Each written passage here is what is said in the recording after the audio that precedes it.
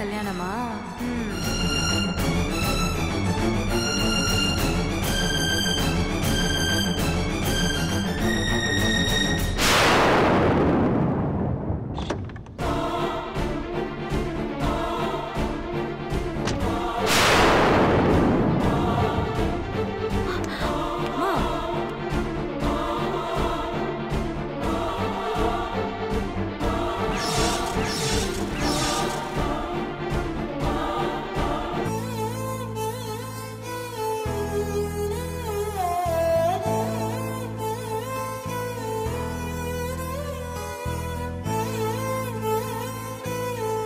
அன்னக்கொடி, இந்த விஷயம் உனக்கு அதிர்ச்சியா இருக்கலாம்.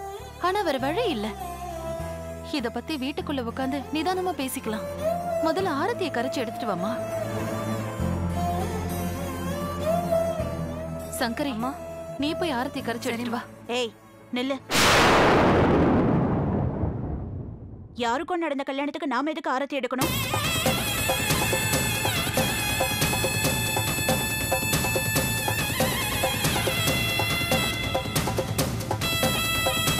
வாழ தெரியாதவ வழி தெரியாம புது தாலியோட வந்து நிக்கிறா.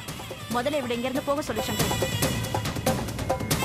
அன்னக்கொடி, உன் கோவத்தை ஏன் மேல கொட்டு.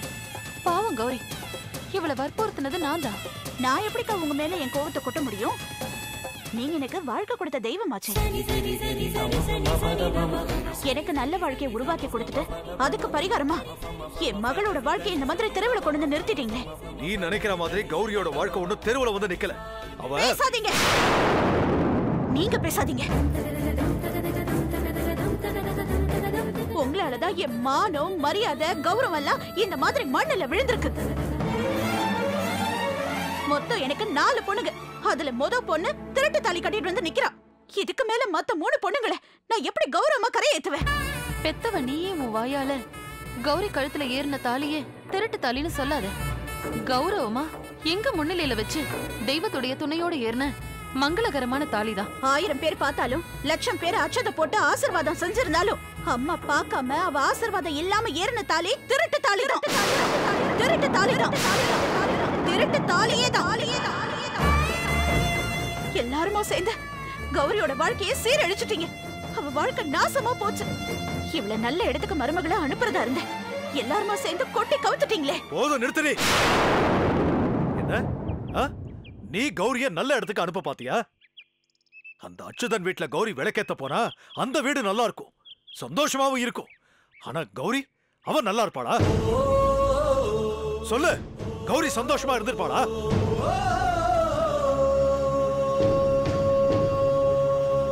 கண்டிப்பா நல்லா இருந்திருக்க மாட்டா. அவ சந்தோஷமா இருக்கணும், அவ வாழ்க்கை சந்தோஷமா இருக்கணுங்கிறதுக்காக தான் நானும் பாண்டியமாவும் இந்த அவசர முடிவை எடுத்தோம்.